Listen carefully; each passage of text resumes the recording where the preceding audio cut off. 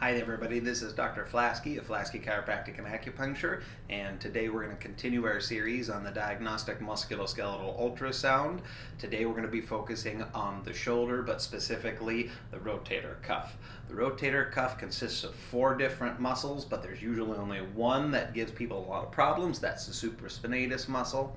Its job is to lift the arm straight out to the side, and so if you can't do that, then we have to be suspicious that the supraspinatus has been damaged, either through a fall or repetitive injuries. We don't always know why we have problems with these things, but the diagnostic ultrasound will give us an idea if the muscle is working properly.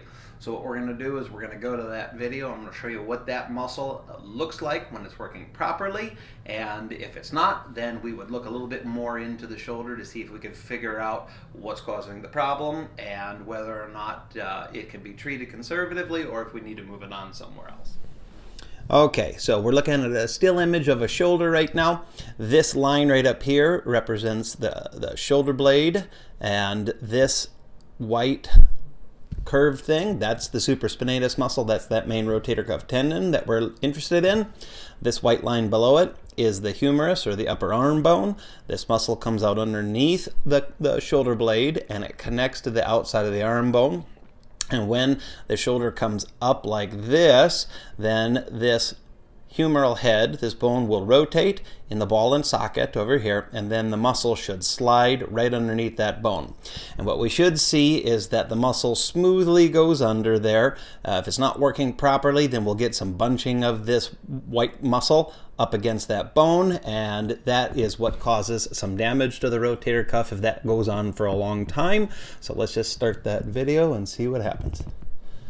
All right, so there's the arm coming up, and what we'll notice is that muscle does slide very nicely. I'll run it again. It slides right underneath there.